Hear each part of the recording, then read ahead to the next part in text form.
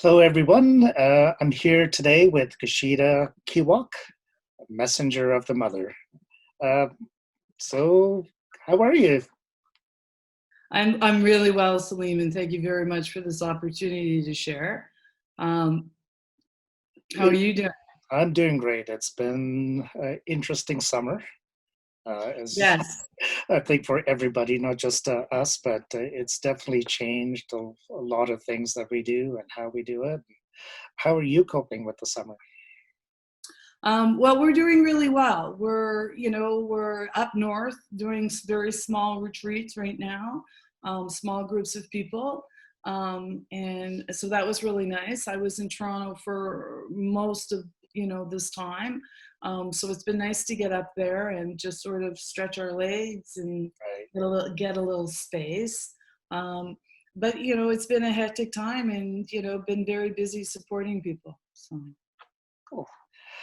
Now, you've got a quite an interesting name, not one that we normally hear every day. Can you kind of expand on what it means and what Messenger of the Mother means? Absolutely. Well, thank you for asking. Gaisheda Kheawok actually means dream daughter, and it's Seneca. I'm an adopted member of the Seneca Wolf clan.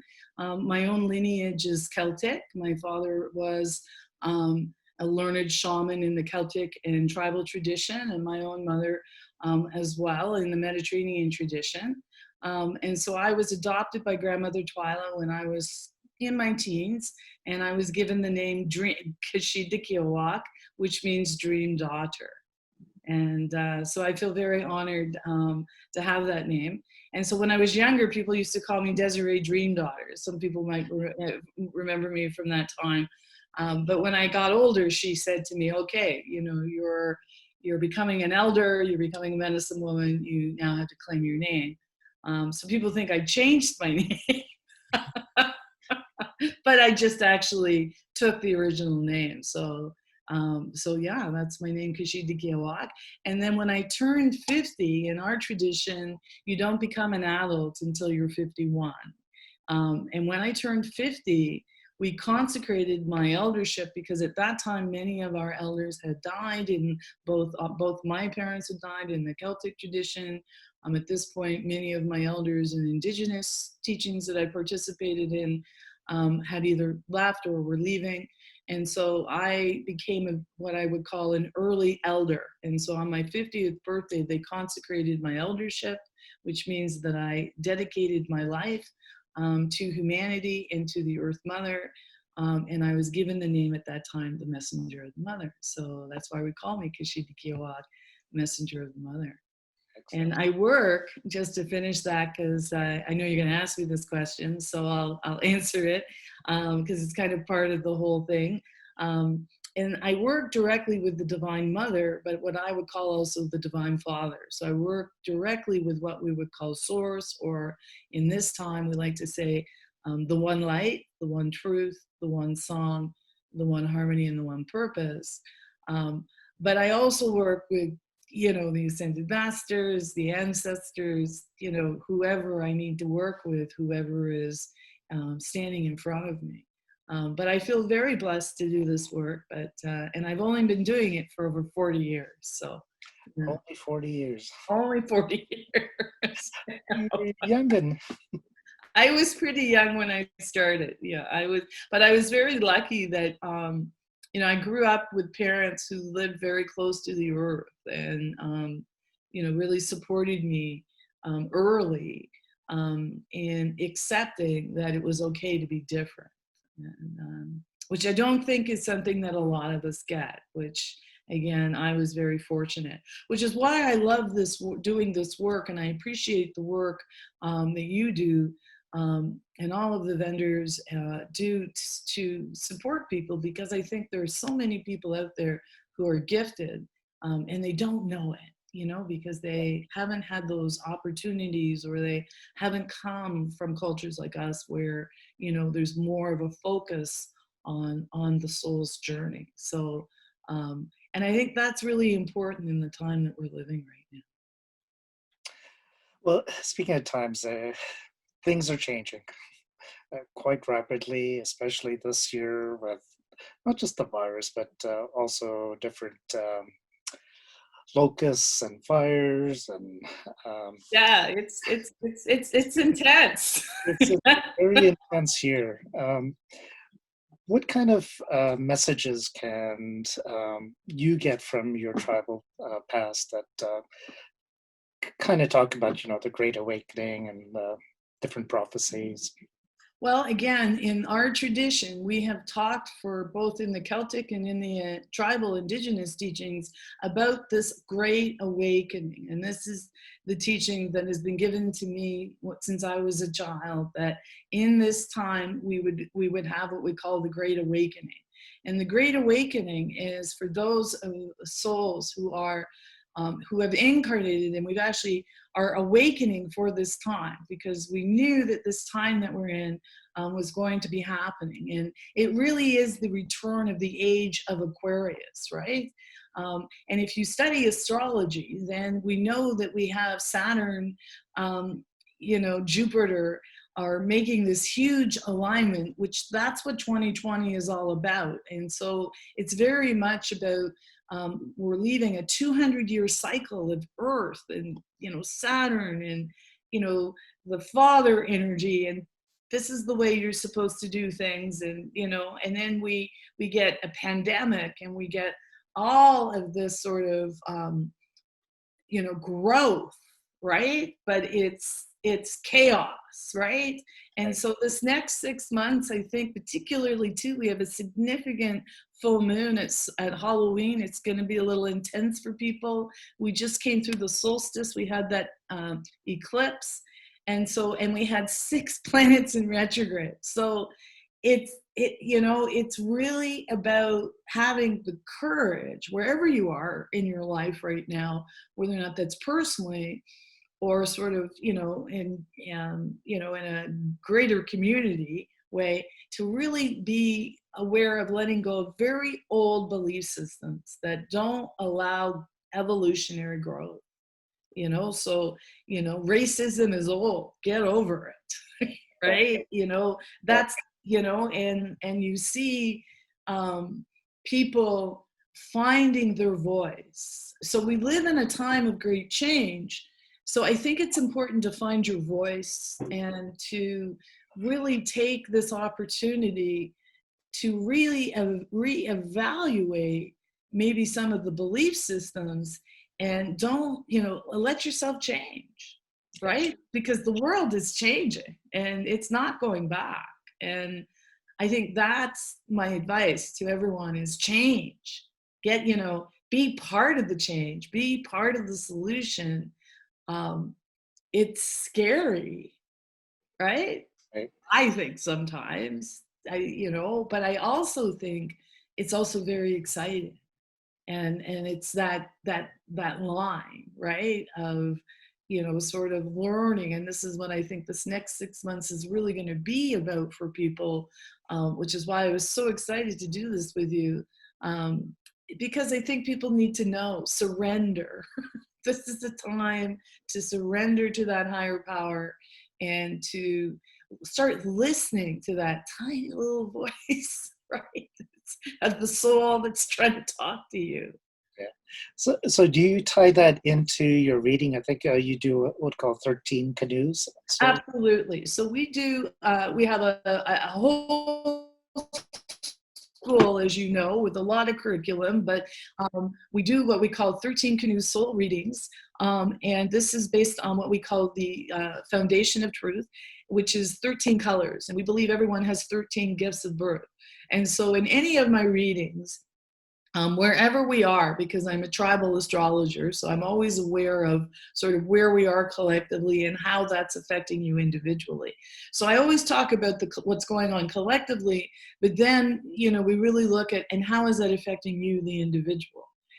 Because every person is different, because everybody has different karma, and everyone has different gifts. So in our readings, we look at what are your gifts, how can we help you, and where are the issues? Where is the old stagnant karma? How can we be supporting you in releasing it? And depending on, how long you choose, if we can get you your own colors, your own charts. If you just want a reading, we can give you a reading. But if you're interested in further studying and being able to learn how to do it yourself, we also do that.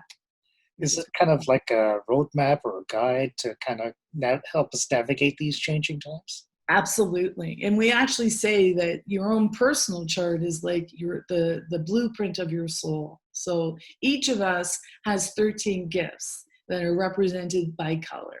And so when we know what your gifts are, then it's sort of like we've got that secret combination that people are looking for that support them in understanding, how they go through life. Everyone's very different. We're all individual snowflakes, which is so exciting. But we're always in our culture trying to be the same, which is really not really healthy. So in our readings, we look at, well, who are you as a soul, right? Why have you come here in this lifetime? And what is your divine plan and purpose? And let's get you, are you on board with that, or have you veered off a little bit, right? And so, and are you just beginning, or where are you in that journey? And because really, I think the role of any shaman or psychic or reader, for me, why they call me an elder is because, I'm kind of a bunch of things. So they, we don't say just one thing. We do a lot of things. But I think our role is always to be the intermediary bridge between you and the divine. Right. And so in my readings, it's what is the divine trying to tell you that you're not hearing right now? How can I help you hear what they're saying? And also make the radio antenna maybe a little stronger. So we love to give people, meditations, or just we get a sense of what they can be doing also when they go after they've had the reading. I like to give a little homework. So they get a lot out of us because, we really want to help. And especially right now, this is a time for people to really know that they're here as a soul, that Creator is calling them to wake up, and that they are ready, even if they don't feel it. And even in your own case, my sensing is that there's a greater calling for you that's happening right now with all of this. And I'm sorry, I just slipped that in because I felt I wanted to share that with you. I hope that's okay. I'm getting a free reading.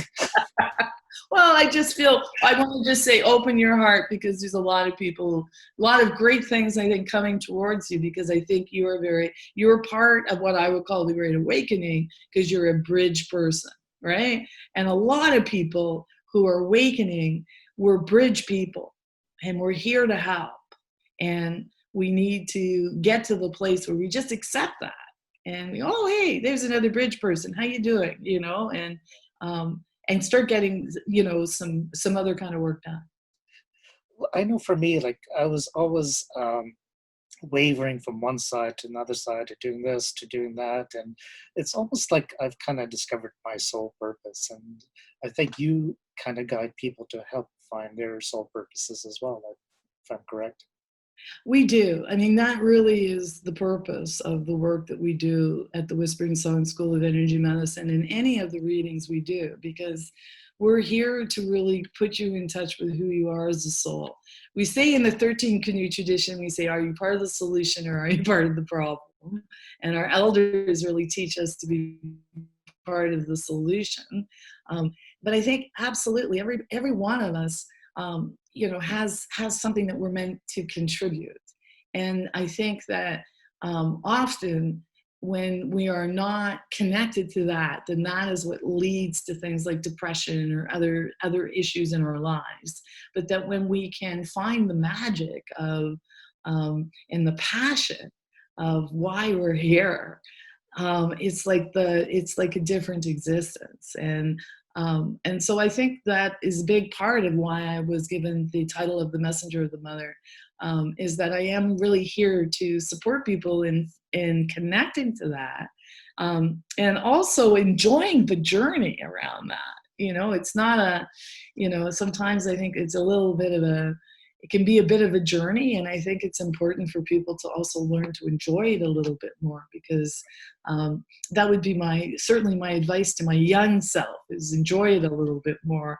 I was always such a serious student, wanting always to do all the right things, and finding our divine plan and purpose is serious, but we can also have fun along the way. And I think that's also part of it, is learning that you're both. You're a soul and you're here for the human experience, and to celebrate those things, so that when you then get that sense, I work a lot with sound, as you know, and for me, there's a real difference between the soul's voice, right? We always talk in our community about when the soul makes a decision, like and that was the right decision. And how do you know it's a soul decision? Because it goes on through time. Like a soul decision is never actually expires, right? It just sort of, maybe you bought a house, or you got married at a certain time, or you picked a job, but you heard, yep, I was supposed to do that. And what we find with soul decisions, which is what we really support our clients and students with, is when you make those, then it's sort of like rock climbing, right? That's how you sort of begin to hear your soul's purpose. It starts to kind of become louder the more sort of soul decisions that you make. And what happens too, I think, for people, when they can start to really feel that they're moving with their soul's plan, because when that happens, Celine, it's really, your head's not in the game anymore, right? It's your heart. And it's really learning to trust that. And I think most people know already what they're here to do, but it's about support. And I think also our previous lifetimes have a lot to do with sometimes our fears, or blocks, or however we want to see that. And since we're talking about the prophecy in this time of great change and the soul's purpose, it's always intertwined. I would say that in my readings, what I'm really noticing now is people's previous lifetimes are coming up, so that we can release whatever that was and get them more integrated towards the soul's path. Speaking of readings, like, you're not a traditional psychic, and your readings are not a traditional psychic reading. So what can people expect if they book a 30-minute or 1-hour session with you? Well, that's a really great question. And I'm going to take that as a compliment that I'm not a traditional psychic. I am a medicine woman. I am a shaman. I work with sound. And I also use what we have, my own cards, which we developed, which is based on our tradition, which we call the 13 canoes, right? And so I use these, which is about the 13 colors of the medicine wheel.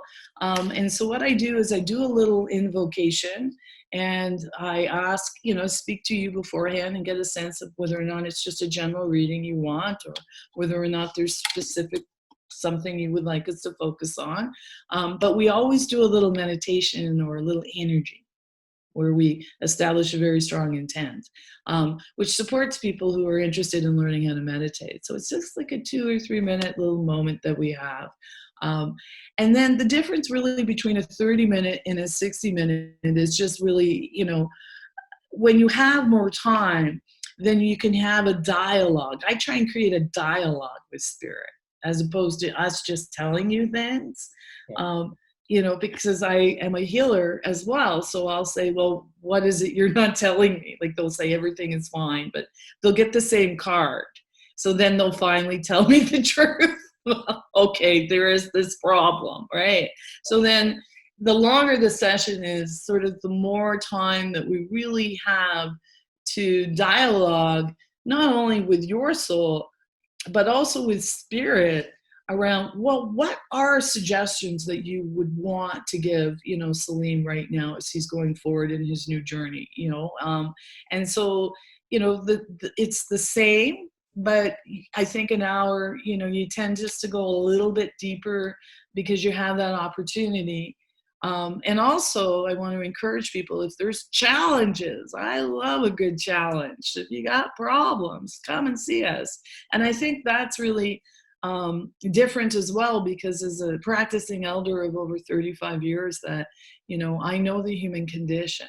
There isn't any story I've heard that shocks me. And I also am coming from a place of unconditional love and acceptance. So in my sessions, there's no judgment. 35, 40 years practicing that, because really people can't heal when we are in judgment, and people judge themselves enough. So that's a big part of the healing that we have around our next steps as a soul. But I think people come out of it feeling it connected to the divine. I think they come out knowing that they're not alone, and hopefully they've been given some direction. I know you also have a school, and you do a lot of other stuff. Can you tell me a little bit more about that? And if I wanted to find out more information, where can I go? Well, I appreciate you honoring that. Yes, our school, again, is 35 years old. I've been practicing myself for 40. It's called the Whispering Song School of Energy Medicine. And I started it because I was asked by the Divine Mother to start this school. And I went to my elders, and I thought for sure they would tell me I was too young to start a school. And they said, wow, that's a really good idea. You should do that. And so our school is based on what we call Shamanic Energy Medicine. We work with archetypes, so we call it Archetypal Shamanic Energy Medicine. And we work with, practitioners, so people who are, health practitioners. I work in energy psychology, and I am actually a registered health professional. But we also work with people who are actually interested in energy work and shamanism, and so I have a small apprenticeship program, and I teach people who are interested in practicing energy medicine. And also we teach a lot of what we call general interest, because we're really interested in supporting people in being able to bring these teachings into their way of life. In a nutshell, our Shamanic School of Energy Medicine is to teach you about you. And then the second stage is to teach you about what your relationship is with the collective in this incarnation. But we lecture a lot internationally, and we've done a lot of Earth Mysteries tours. We've done that again for over 30 years because the Earth talks to me. And so that's really what people come into our school. They learn to listen with their own abilities to what I would call the natural world. And although we're always seeking to be spiritual beings, the word on the street from the spiritual avatars of the ascended masters is you're not going anywhere until you figure out how to live here, because you came here as a soul to have the physical experience. And so a lot of us got lost. And so I think our school is to support people who are coming into their abilities. And it supports people who are health practitioners or already metaphysical practitioners. I work a lot with astrologers these days, but people who are interested in incorporating shamanic energy medicine into their journey, because we know, Celine, energy medicine is here to stay. It's the future, and what I love about our school is because we lecture internationally, we have access to so much, we have such large connections to scientists, ironically, and health professionals, so that now science and spirituality is merging. And so that's what I love the most about our school is, again, it's a bridge so that, we can say to people, go home and talk to your Catholic mother and tell them that, the biofield actually has been scientifically, proven. Or go home and tell them that if you meditate that, aspects of your brain open up that, neuroscience, can't believe, right? And so now that's the big joke in neuroscience is, all the stuff that we're teaching people is actually good for us. And now they can actually perfect. So we laugh in our school a lot about that, but our school is really for people who are adepts, teachers, practitioners, lay people who are interested in how they can integrate energy medicine into their existing situations. That's excellent. And the school's here in Toronto? Yes, the school is here in downtown Toronto, as well as our retreat center, which is just north of Bancroft in the Madawaska Valley. And if you go to our website, whisperingsong.ca, that's a great way to connect with us and see what we're doing in our upcoming workshops.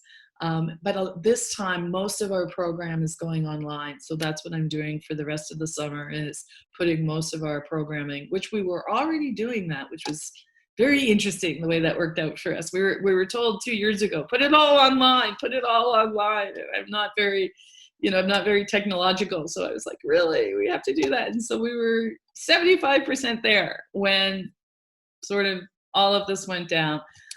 So we're very excited about that. And that's been miraculous. I do have to say that.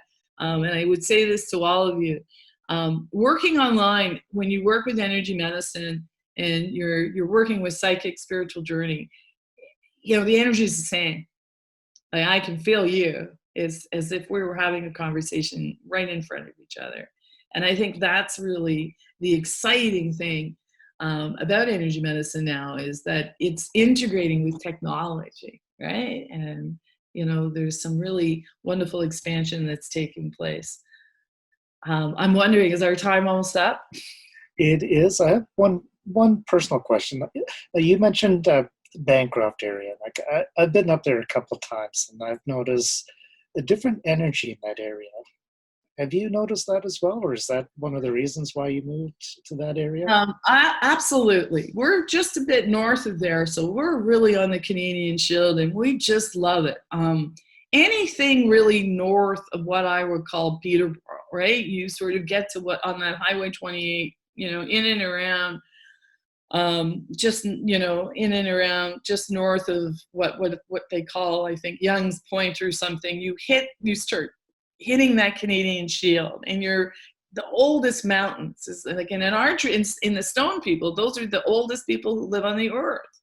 And so they have seen it all, those mountains. And so for sure, there is absolutely, I think, a very, very special energy up there.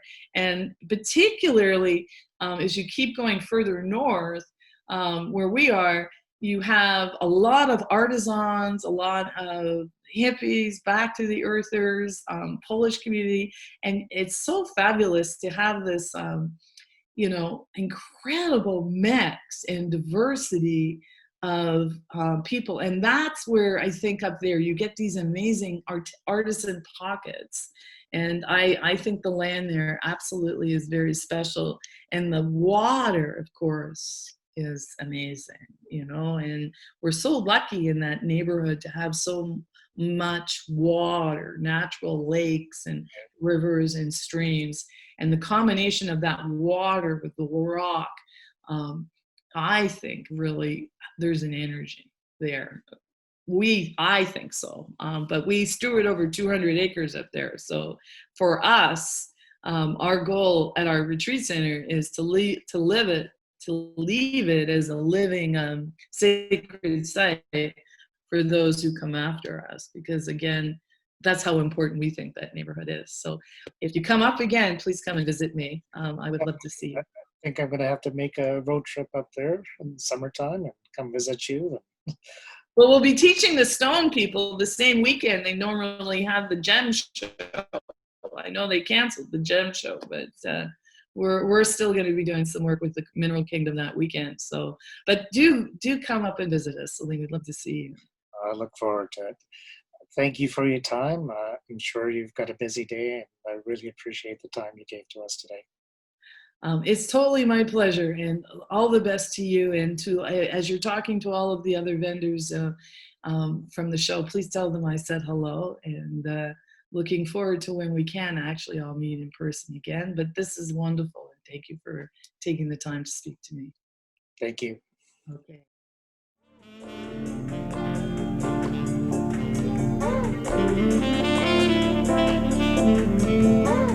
you.